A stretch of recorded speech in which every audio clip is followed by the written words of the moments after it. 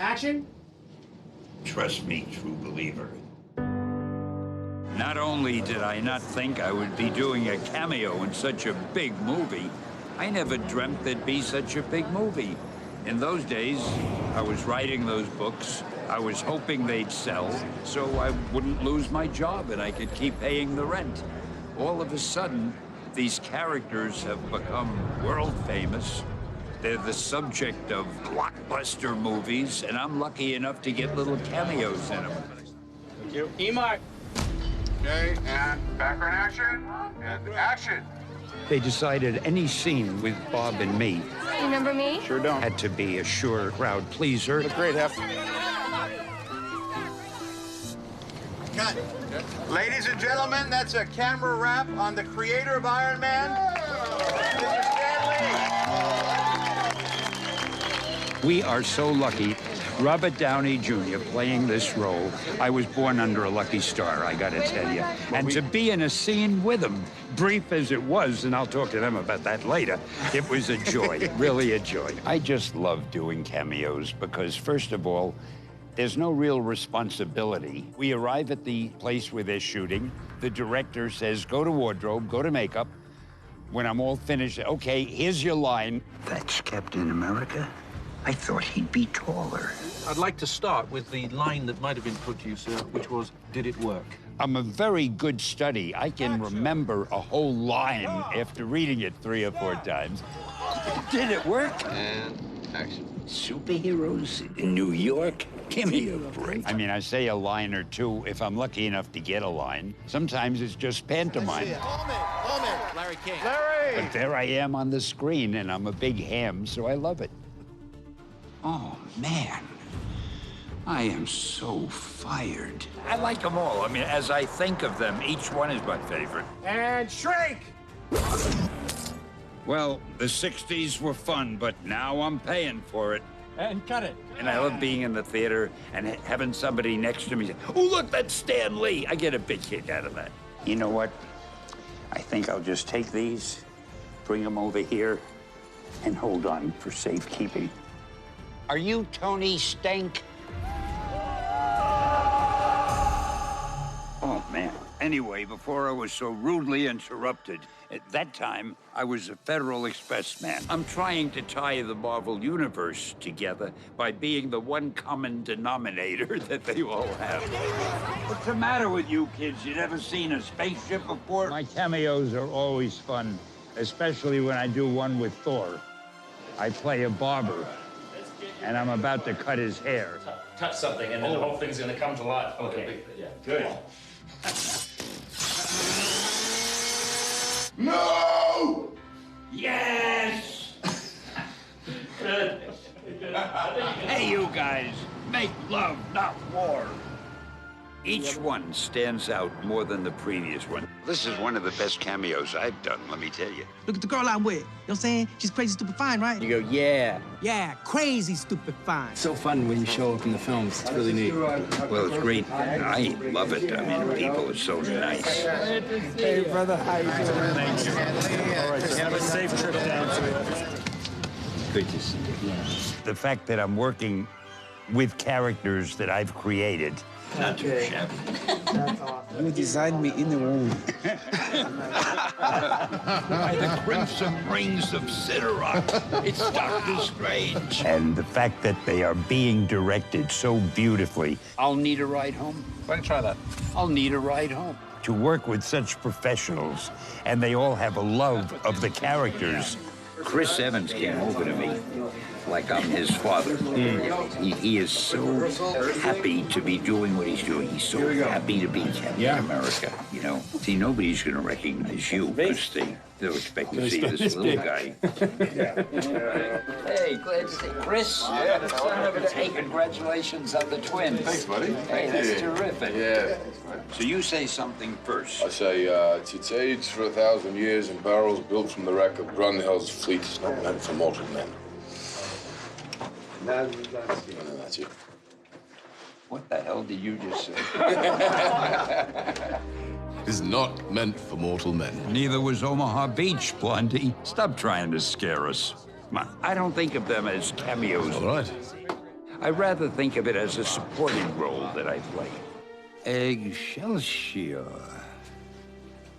Cut that. And cut it. Stan Lee, the whole reason any of this exists. My hero, the greatest man alive. We should all be grateful. I know we're all honored. And Stan, thank you so much for being here. It is our absolute pleasure. And forgive us if there's lots of handshakes and autographs asked. I sometimes wonder, did this really all happen? It's our honor to have you. Thank you. Thanks a lot.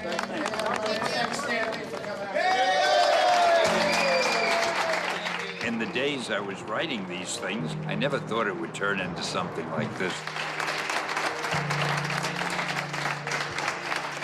Thank you very much. Thank you. This is just unbelievable. It's indescribable to work with creative people, especially people who make movies. It is such a thrill. You know, it's overwhelming when I think about it. And I keep saying to myself, I can't believe this is me. I can't believe I lucked out this way. Let's give it up for Stan Lee, guys. Woo-hoo, yeah. 5 lousy words they gave me to say. Thank you so much.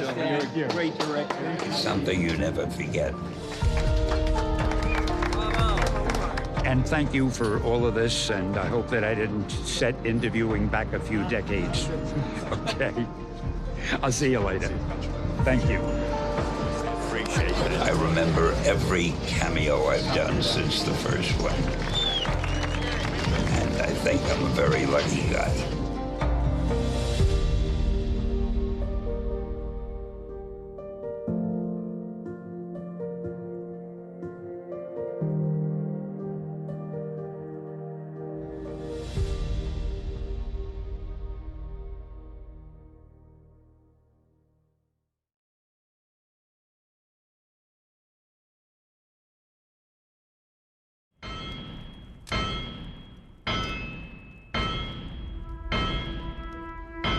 The journey of the entire Marvel Cinematic Universe started with the journey of Tony Stark.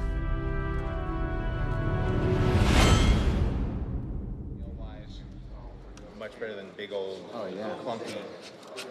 And that sound is great. The hero glove's a little large too, but I think we might be able to get away with it. Going back to Favreau and Robert Downey Jr. and the founding moments of Marvel Studios, we said, we want the hero to be as interesting out of costume as they are in costume. I had just been hired to cast in the first Iron Man. Jon Favreau was on board at that time, and I remember asking him in a meeting with everyone, tell me all the qualities that you think are most important. Fast, quick-witted, and funny, and dynamic, and a bit troubled, and confident, and brilliant, and all of these things. And we really kept coming back to Downey. Stan Lee said he kind of created him on a dare. Could you make a billionaire weapons manufacturer, philandering philanthropist, you know, who largely lives an ugly and irresponsible moral psychology? It's a piece. If you look at Downey and his early work, you know, it's amazing. I mean, you look at Chaplin, you look at Less Than Zero. I mean, they're tough characters to watch. Robert Downey Jr. at that point in his career wasn't necessarily a family-friendly name. Today it's ridiculous, but at the time, it was, whoa, risky casting Robert Downey Jr. The truth was, we got to a point that we realized if we didn't cast him, that would have been the biggest risk. Robert has a whole career of great work behind him, and he was at a point in his life and his career where he was ready to break out and do something really big and exciting. John was in love with the idea of Downey playing the part, and we all felt so sure about him on a creative level. Because he wasn't instantly a slam dunk approval, I suggested we have screen tests. I remember walking in with Robert Downey Jr. the day of the tests.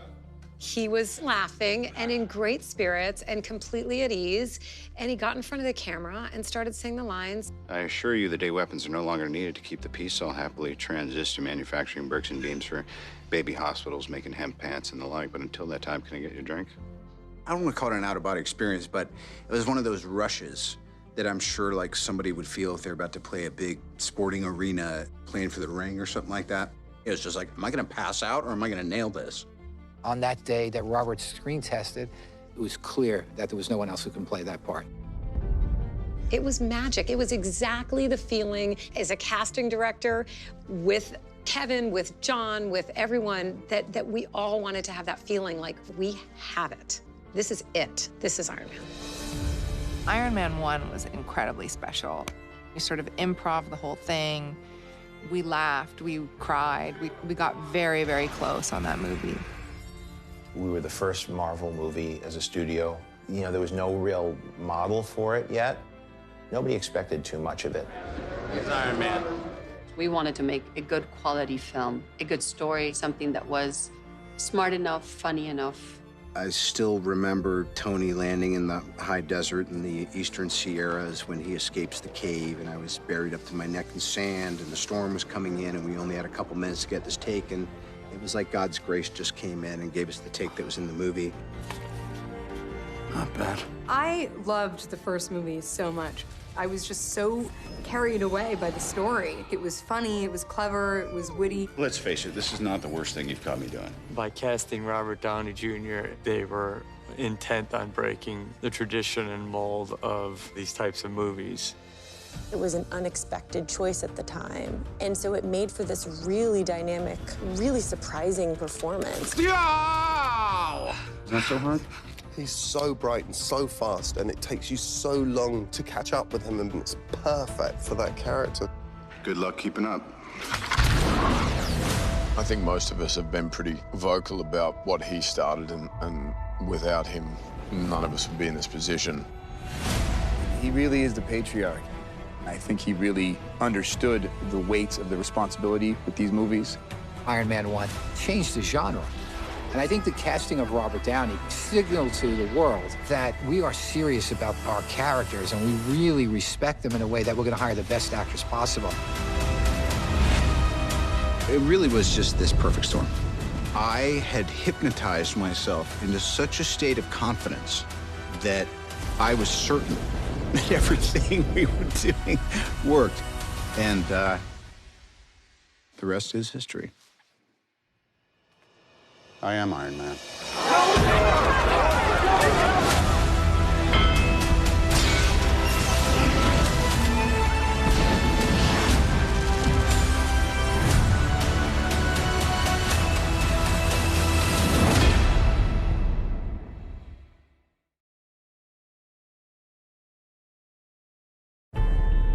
I'm not sure we could have done this notion of an interlinked Marvel Cinematic Universe without Captain America. Whether it's bit by a spider or exposed to gamma rays, the notion of a superpowered human started with Steve Rogers. He is the backbone of the universe.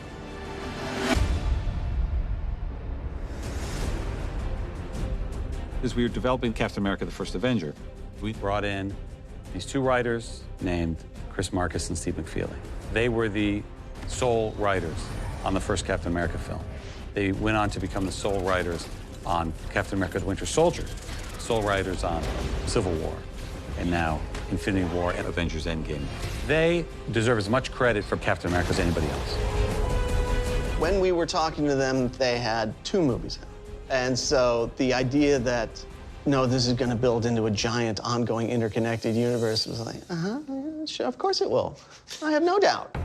Chris and I sort of coincidentally had been sort of blue skying about, you know what someone should do? A period superhero movie, right? When they were invented, when they were created, what would it be like to use them in the proper time? And then when we heard that Marvel was going to do that, oh my, we need to go chase that down. As for the writing, we never worried about the larger universe.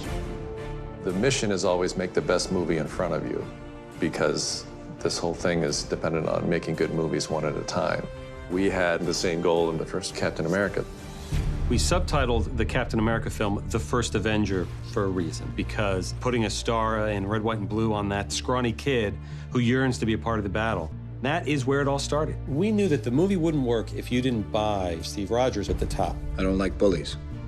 I don't care where they're from. Well, there are already so many big men fighting this war. Maybe what we need now is a little guy. The spectacle and the action sequences only work if you're engaged in the characters. You know, all the visual effects, and it doesn't matter how big your budget is, if you're not engaged in Steve Rogers' Captain America, I think you're wasting your time, really. We needed to fall in love with skinny Steve Rogers before he ever became Captain America. And never forget that he's in there. Yeah. The serum amplifies everything that is inside, so good becomes great, bad becomes worse.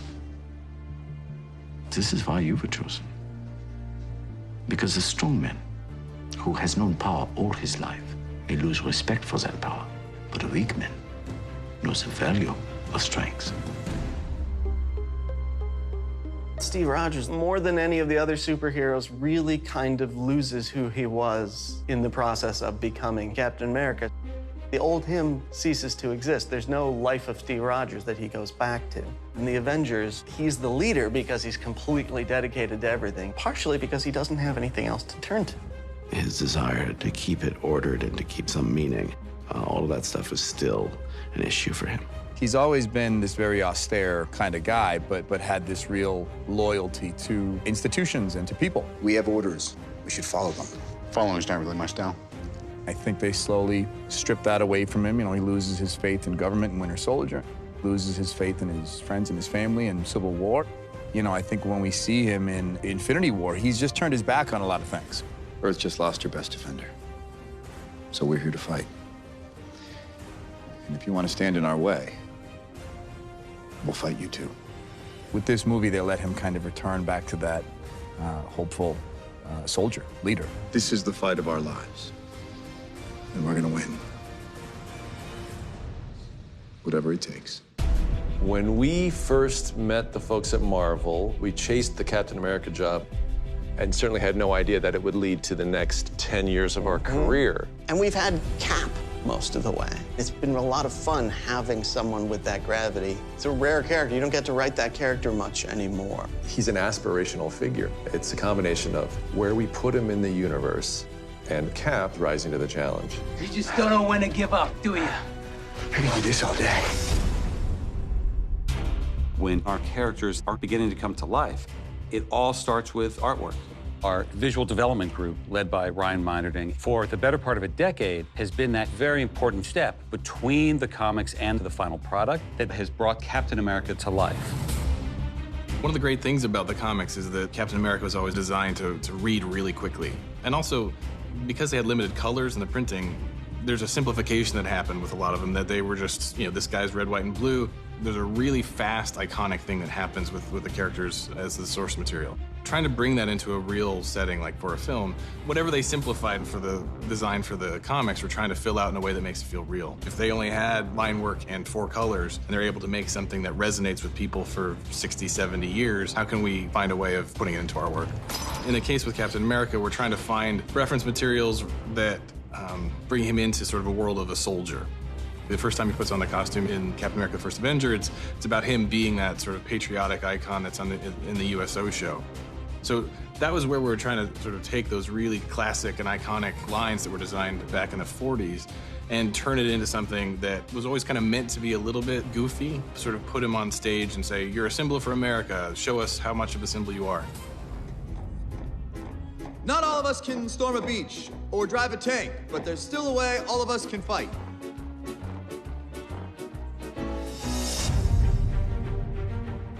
One of the amazing things about being able to work on a character through multiple movies is that you actually get to tell the story of the character through the costume. Seeing Cap's change from Captain America: The First Avenger through Avengers and into Winter Soldier, for example, is a pretty big visual change. Being a person in the 1940s and coming forward into 2012 and sort of living in that period of time and being a fish out of water, and then sort of acclimating very quickly and becoming this very stealth-oriented, extreme tactical ops person is a crazy change. And it works so well partially because the costume actually reflects what he's going through. What made Cap unique in the Marvel Universe and sort of in the nature of his powers, he's sort of basically a man, only more so. His fighting technique is a very visceral, surprising experience of action. From a visual standpoint, you take the script and you identify like 10 great moments in the movie, and then you take a brilliant artist like Ryan and you say, here's what we're looking for from this moment.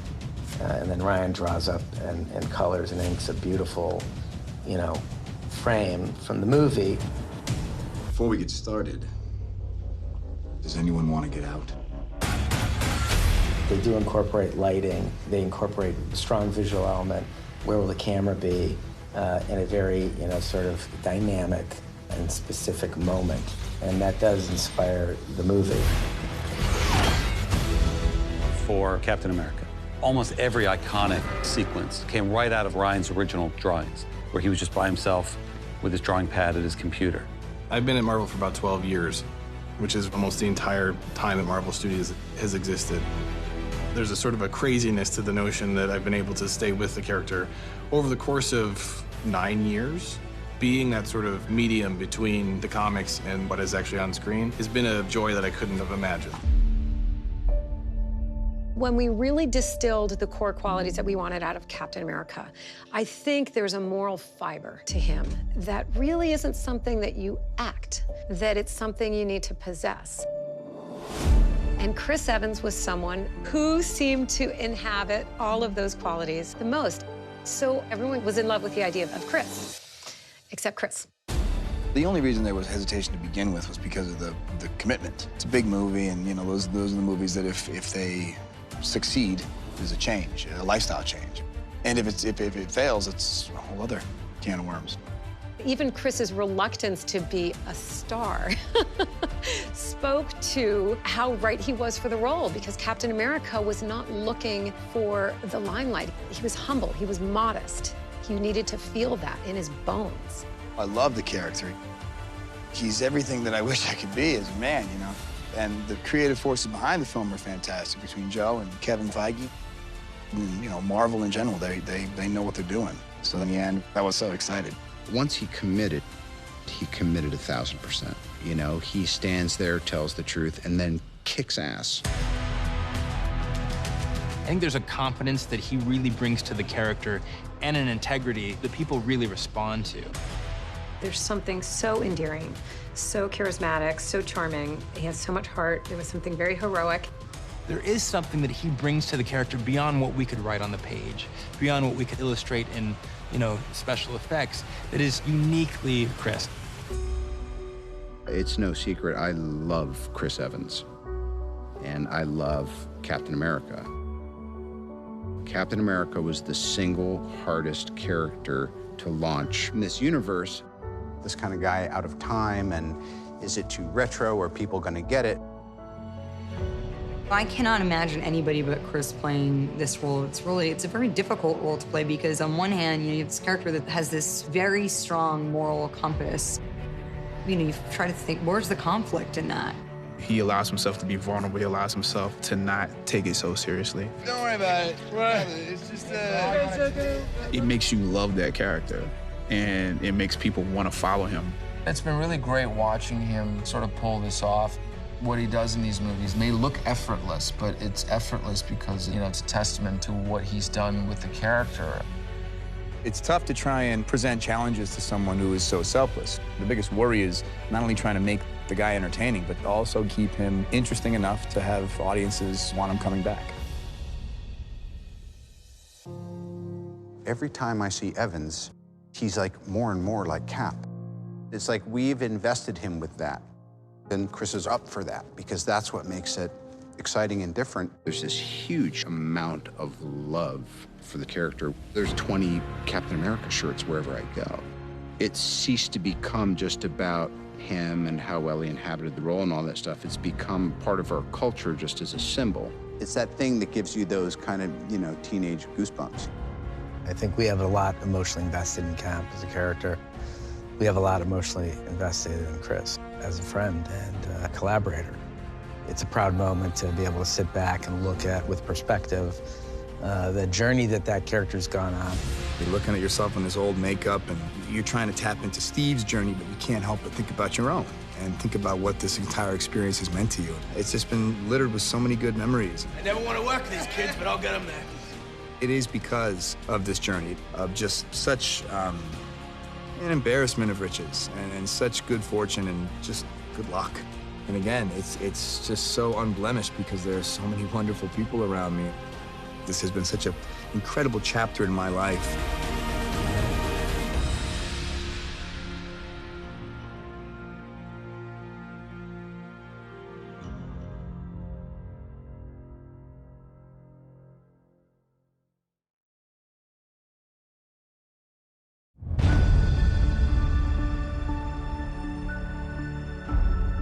Would love to take this character in every different direction. I think she certainly encounters her fair share of the Marvel Universe.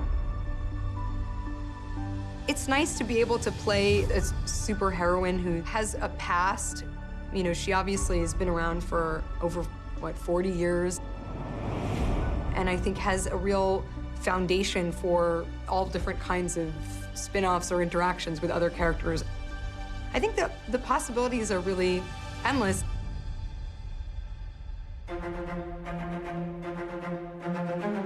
In Iron Man 2, the part that appealed to me most about her was her dedication and just her intelligence. I think you need smart people in a movie like that. There's too much up for grabs. There's too many things that change, and you need somebody who's going to be a steward of their character. Cordon off all access to the track and clear the airspace from here to Nice. We got it? Here we go. Okay. Scarlett was just a dream, you know. She's so game, and she had a really good time doing it. On my own secret weapon. Unlike some of us older curmudgeons, there's very little you can do to get under her skin. She's just consummately professional. I love playing this character. When we first met Natasha in Iron Man 2, she was Natalie, and you got to see her kind of undercover work, and it wasn't until the end of that film the true identity was revealed as an agent of S.H.I.E.L.D. You are mind-blowingly duplicitous. How do you do it? You just tear things out. You're a triple imposter. I've never seen anything like it. Is there anything real about you? Do you even speak Latin? Felecis sunt rerum species. Which means? Wait, what? What'd you just say? It means you can either drive yourself home or I can have you collected. In Avengers, we see, of course, her in her own environment. Just like Budapest all over again. You and I remember Budapest very differently. We get to see a little bit more of who she is, a little bit of her history, of her kind of shady past. I got red in my ledger. I'd like to wipe it out. Can you wipe out that much red? Dreykov's daughter, Sao Paulo, the hospital fire. Your ledger is dripping. It's gushing red. You pretend to be separate, to have your own code. Something that makes up for the horrors. But they are part of you, and they will never go away. With the second cap, the character starts to question her own identity, question her own choices.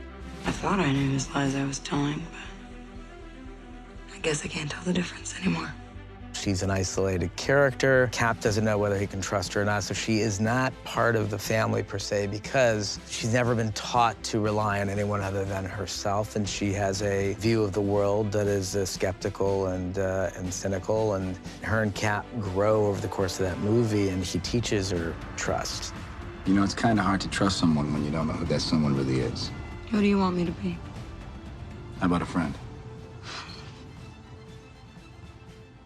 Well, there's a chance you might be in the wrong business, Rogers.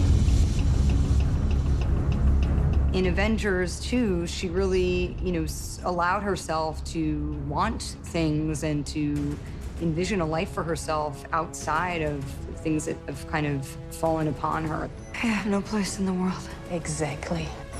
And you realize how strong she was to have come out the other side and to be a part of this very heroic team. Her past is something that's always been shrouded in mystery, and we continue to open up the story, give little kind of tidbits and throw the bone out once in a while as to where she came from and what her background is. I had this dream, the kind that seems normal at the time, but when you wake... What did you dream? That I was an Avenger. That I was anything more than the assassin they made me. In Civil War, she starts to realize that the Avengers are her family. And she makes a choice to try to preserve the family. We have made some very public mistakes. We need to win their trust back. That's what makes this character really heroic, is that she's kind of dug her heels in and said, look, I could kind of go down this road, which would be the more desirable road personally, and disappear and live off the map, but she chooses this kind of greater calling. Just because it's the path of least resistance doesn't mean it's the wrong path. Staying together is more important than how we stay together. Part of the reason why the Avengers failed in an Infinity War is because they were divided, because of the fallout of Civil War.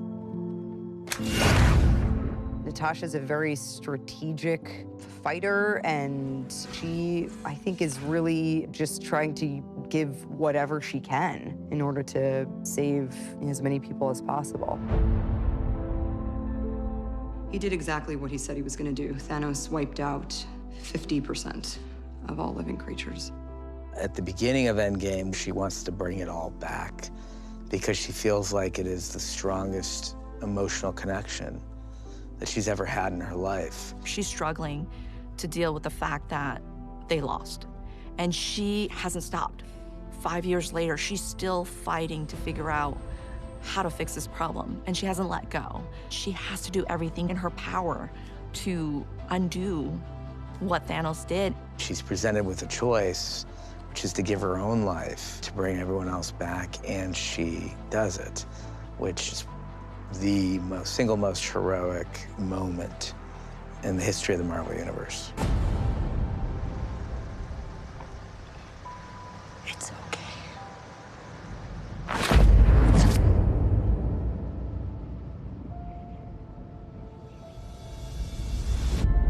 I actually think that in some weird, and it is a very emotional thing, but some weird, twisted up, fateful way, this character who, has searched her whole life for a purpose actually finds her purpose. And it's like this amazing, super emotional, beautiful thing. You know what I've become. I don't judge people on their worst mistakes. Maybe you should. You didn't.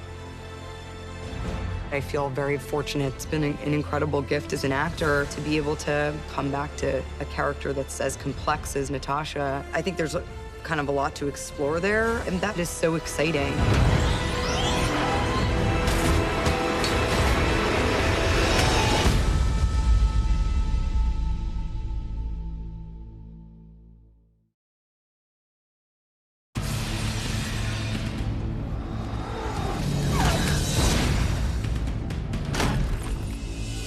Actually coming down the middle as our heroes are running this way and this way. Love the Russos. I remember them the first couple days on Winter Soldier. They really felt like the new kids on the playground. But everything they said they were going to do, they delivered on. Their attitude kind of breeds this sort of lightness on set. Okay, let's do one more. They're the filmmakers that took the Captain America series and elevated it with a Winter Soldier. You gotta know, Cap. This isn't personal. Yeah. And then you. That then did it again with Civil War. That film is gigantic. This is gonna be a great shot. We were midway through production on Civil War, and we saw the amazing job that Anthony and Joe were doing, handling all these different characters, telling this very unique storyline. It's going kind of this way right now, and then the window's going to shatter. We knew where we wanted to head with the next Avengers film, and it was then that we started talking to them about coming from Civil War on to Infinity War. We had no time to settle between Civil War and Infinity War. As we were conceiving and executing Civil War, the end of that movie was very much a setup for what these movies would be. We always had the sense of that. Even not having a break, I think we're able to move forward because there is such a continuity in the narrative. Infinity War. The scope of the film, I think, is unrivaled. And really, the only way the film could be made was in the hands of Anthony and Joe Russo. That's an E+ version of the shot. I was really blown away by how culturally powerful it was. I've never seen a reaction like that after a movie. Infinity War takes people on an epic quest that does everything from entertain and delight you to devastate you emotionally. The success of that film is certainly a testament to the Russo brothers as a directing team. There's no doubt it was not an easy task. You look at Infinity War, you're in the hands of master filmmakers. It is truly remarkable. Slow it down just a hair, and just turn it into a little bit of a. Yeah, sure. Like I'm gonna get, give it a little look and then go with it. Okay, here we go. We talk a lot about the culmination of Avengers Endgame. We wanted to do a great finale that not only had the spectacle worthy of Infinity War, but with sequences and scenes and character interactions that could only be done with Joe and Anthony They're the only directors that could handle this many characters and doing this ambitious of a story that needs to pay off every film that we've ever made in one climactic conclusion, while at the same time introducing an entirely new direction for the future. When we were thinking about these two Avengers films, we came up with this idea, let's shoot them together. And it seemed like a great idea at the time, but it's impossible to juggle one story. And the idea of two stories this complicated, figuring out what they are, how they intertwine. The Russos are so adept at handling complicated storylines. You know, after the camera whips you, Yeah. sort of take in the group for a beat and then ask where's Fury. You have to understand what makes each character unique, what special qualities they bring to it, how they can shine. It's pretty amazing watching these brothers like create these amazing, powerfully epic tales. It's gonna be the more that way. Well, that'll just be the badass delivery. You feel very, safe and taken care of, and at the same time you feel like you can contribute. I'm clearly charting the course, and if you just come in and start charting the course, you're like, we're going somewhere too. The magic trick is that they're working with so many actors that have, their own relationship to the characters, that come from their own sort of parts of the universe, and to make that all into something that feels cohesive is incredible. So it's all in one piece. So It gets focused at the end of it. Boom. Go back to the stage. They have done the unthinkable, really. I mean, it's not just two movies back to back, it's the two biggest movies of all time, and they've been at the helm the whole time, without fail. They love these characters, and they know these characters inside out. Anthony and Joe, they've essentially been on a job for 6, 7 years now. And I love them. And they love the Avengers. Joe and I have always loved to figure out how do we take the character and how do we take the audience and how do we take ourselves on a surprising journey that is not holding anything back. As you progress through films like that, your job as directors gets bigger and bigger. We really have an amazing team around us that allow us to focus on the bigger picture, and so we're very happy with this experience.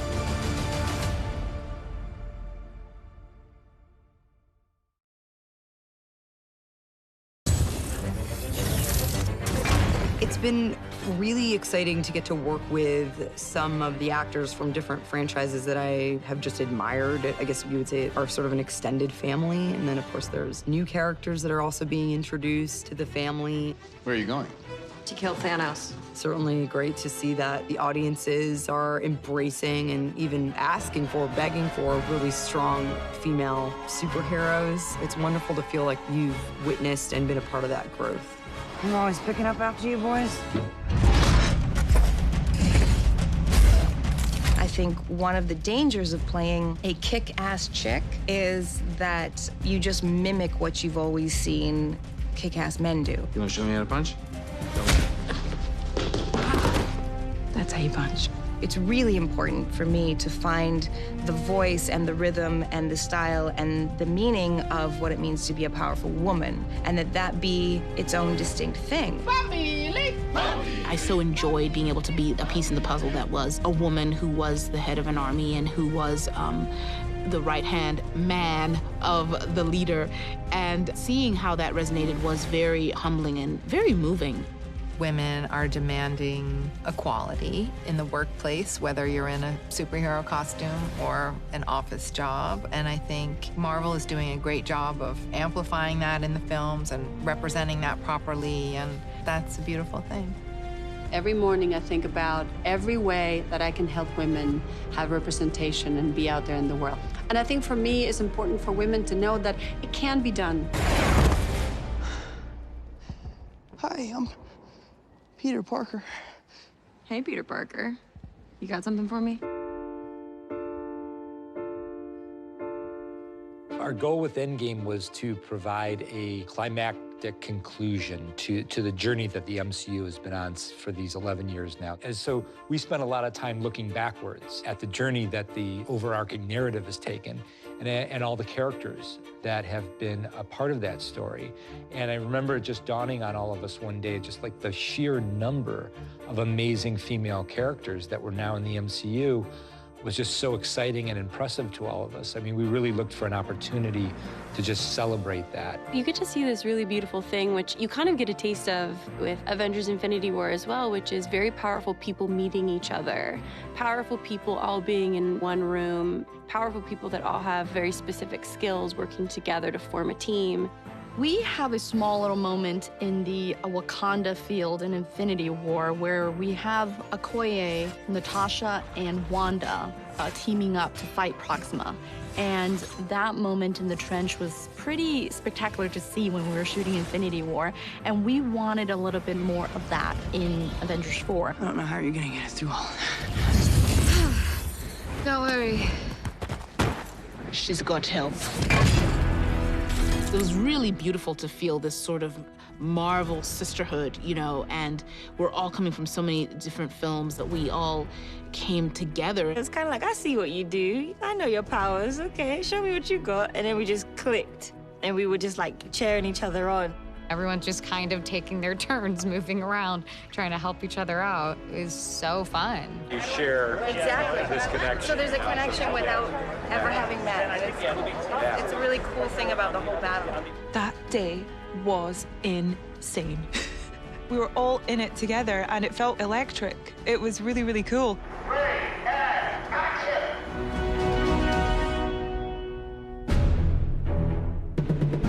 You know, I normally don't watch playback on the monitor, but I wanted to see that reveal of all the women of Marvel, and I thought it was really powerful and really exhilarating, and I was thinking of all of the young girls in the audience who will probably feel really inspired by that in one way or another, so it was a really nice thing to be a part of. And it's exciting because all of us are saying, I've never experienced this before. I've never been in a film with this many women and this many strong women who stand equal to the men. There is something very powerful, and we're realizing it more and more. It's just how magical it is to allow women to express their full gamut of their power and their abilities as a unit.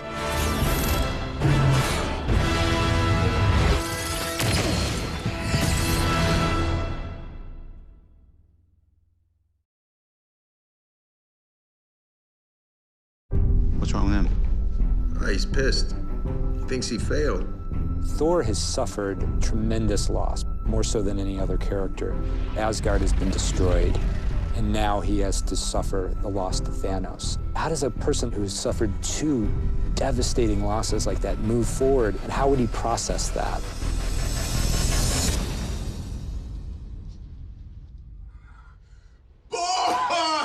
Every aspect to him was broken. Some tragic things have happened, and he's decided, you know what? I'm just gonna check out and eat pizza and drink beer, and that's what he's done, you know? You all right? Yes, fine. Why? Don't it look all right? You look like melted ice cream.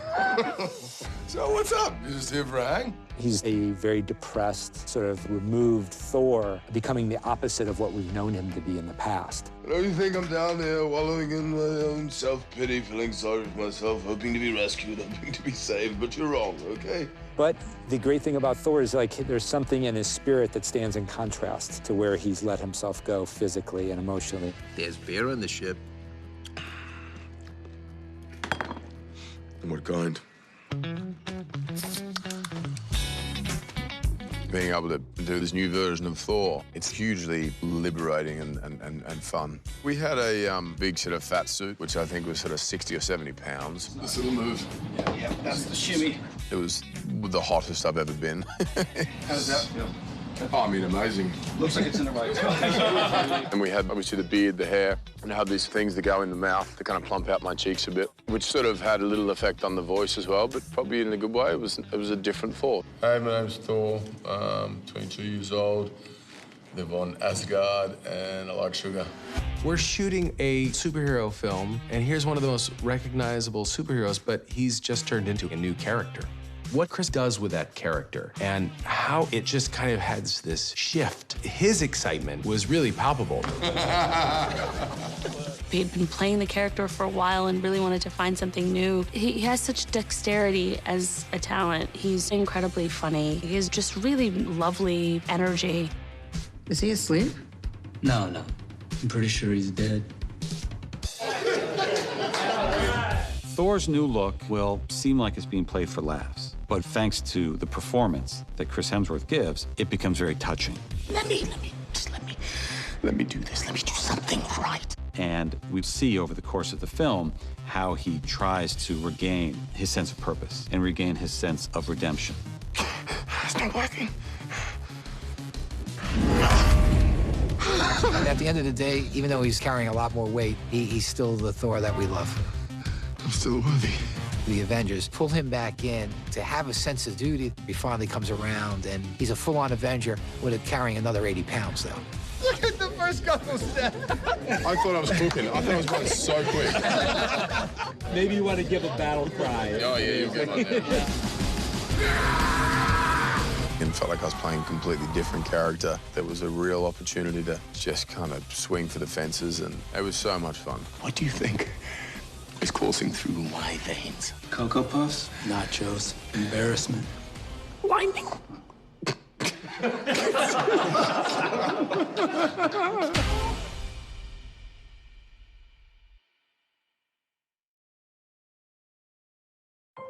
Asking a woman to dance always seems so terrifying.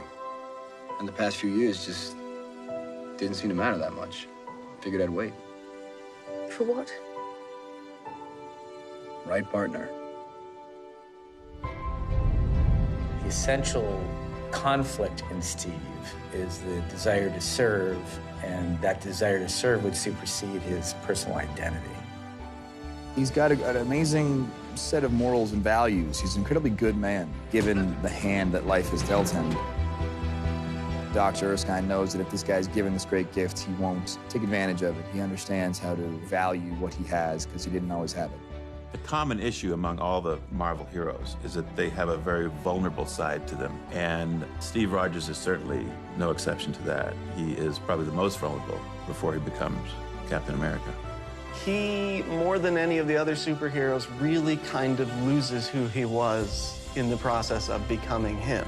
Because he was a scrawny 90-pound man who gets changed into Captain America, so the old him ceases to exist. There's no life of Steve Rogers that he goes back to. Almost, I get the feeling he'd be more comfortable if he could wear the outfit the whole time, because then he has a persona, then he knows who he is. It's the first time he was valued. He had very few people who valued him, as he wasn't quite an orphan, but he was alone fairly early on, and he had one friend, it was Bucky Barnes, and Bucky Barnes goes off to war. He was a scrappy kid who got picked on all his life. He is very relatable. He is a superhero, but all his power is basically what the human body can do. Once circumstances lead him to being Captain America, he finds, a purpose. You told me you thought I was meant for more than this. Did you mean that? Every word. Peggy has a career, and she has a lot of self-respect, and she's pretty sick and tired of lots of men kind of not taking her seriously in the army and playing around with her. I think Peggy relates to someone really fighting for what they believe in and really having to struggle all the time to prove themselves, and she, being the only woman in this environment, knows exactly what that feels like. It's not just the normal, everyday love story. There's something else. In the same way that we love Steve because he exhibits some sort of determination and selflessness, it's the same thing that attracts her to him. Steve learned a lot from Peggy Carter. If you go back and look at the first Avenger, that is the essential relationship that I think turned him into who he is today. It turned him into Captain America. Her sense of integrity, her call to action are all qualities that have been ingrained in Steve and are his best qualities. And they come from example from Peggy. And so I think it was critical that her character embodied those essential qualities, because he wouldn't be who he is without them. We're gonna need a rain check on that dance. A week next Saturday at the Stork Club. You got it. 8 o'clock on the dot. Don't you dare be late.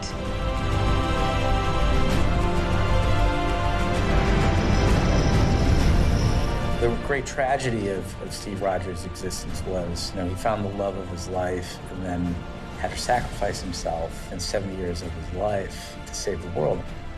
I always found it very endearing about Cap, that for all that character has sacrificed, and he's sacrificed a lot, the one thing he could never let go of was Peggy, and it stayed with him all those years. It's been so long. So long. Well, I couldn't leave my best girl. Not when she owes me a dance.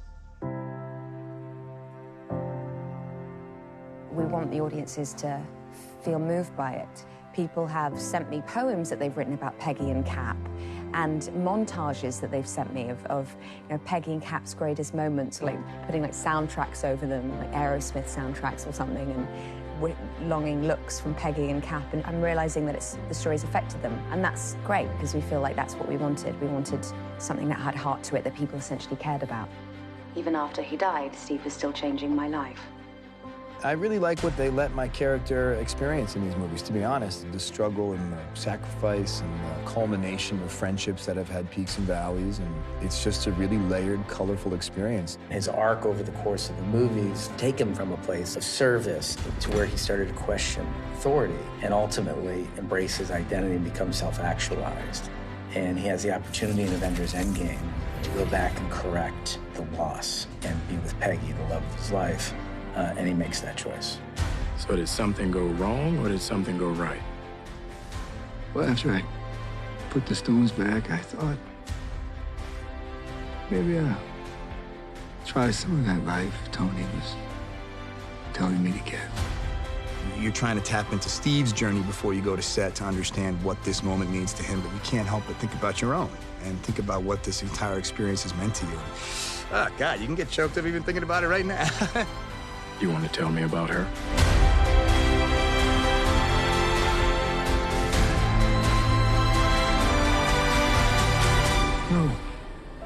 No, I don't think I will.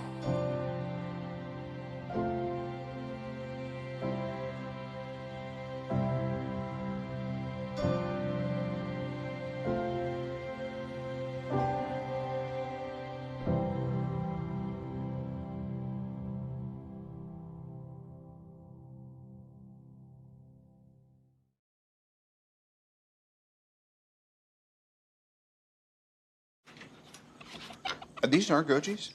They are not. What's wrong with ours? Your alpaca ate them all. Oh. All of them.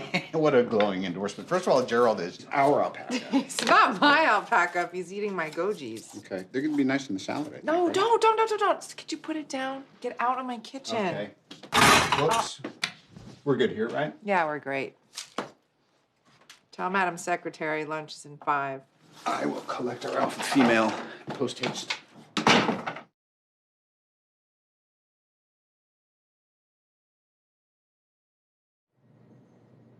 And what happened to the Tesseract after that? It's bottom of the ocean. Fell out of the plane after I had to crash it. Yeah, I've been meaning to ask, why did you have to crash the plane anyway? There's bombs on board. Bombs on board. And you couldn't have jumped out of the plane before you crashed it?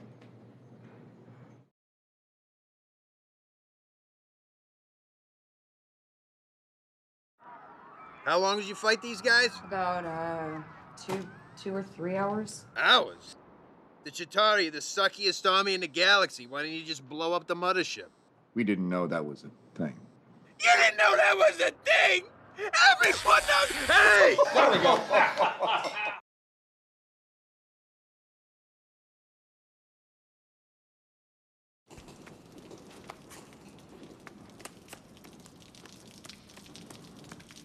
All clear. Which way? Oh, you say something? I said I want to claw my eyes out. But unfortunately, it wouldn't do any good, because I already saw the awfulness. Will you focus? I'm focused. This pretty place is about to get uglified real quick by a bunch of freaking elves. Did you know that I saw all these people die? So this is a little bit difficult for me, okay? So why don't you reach down deep inside and try and find a small ounce of humanity? Just give me the thingy. Just give me the thing. Just give me the thing. I didn't even want to come here. Living all these repressed memories. God, get it together. You're embarrassing. All right, which way? You don't know? You used to frickin' live here. For 1,500 years, not forever.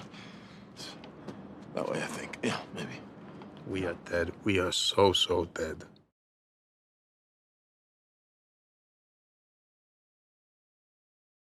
I get it.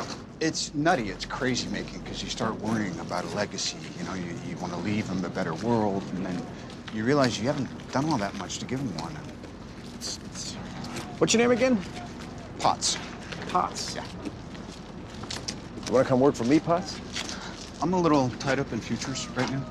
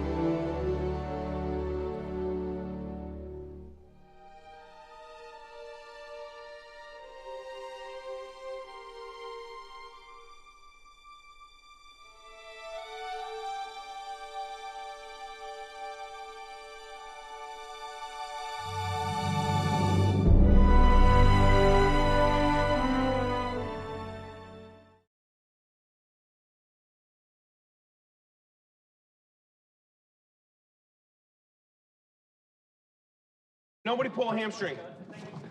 Yeah, my Warm your butt cheeks up. Warm up your butt cheeks. Cut there. Copy that. Yeah, yeah, come. Yeah. I broke it. No.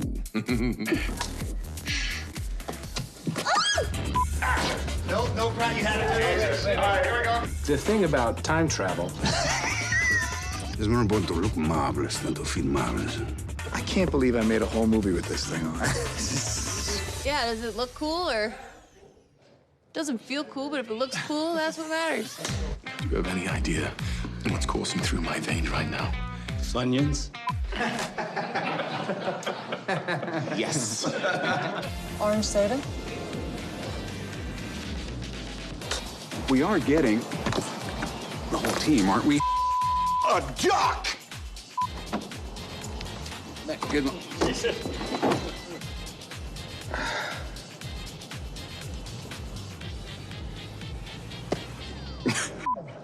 what I have to deal with here? 10 years of this.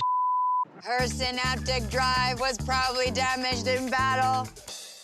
Her synaptic drive was badly damaged in battle.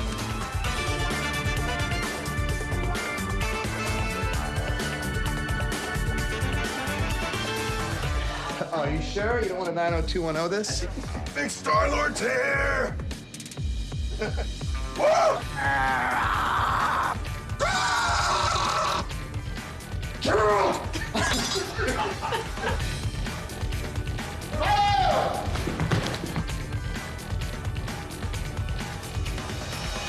I feel like I've given you all you could ever want.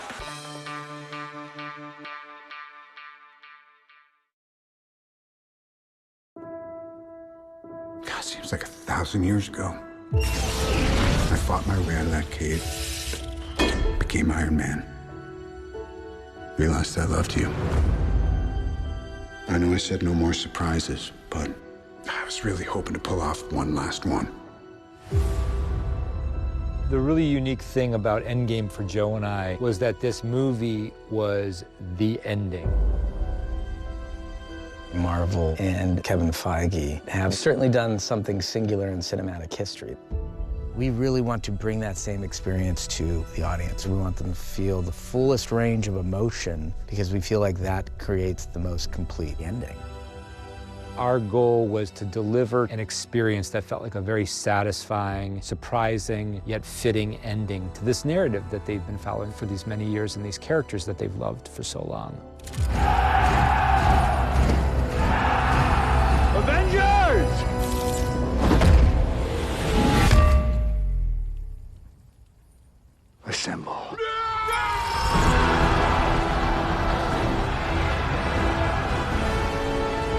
It's about as massive a production as you can mount. You really have to have an incredible team of collaborators that you're working with, so it's been a very special experience for us.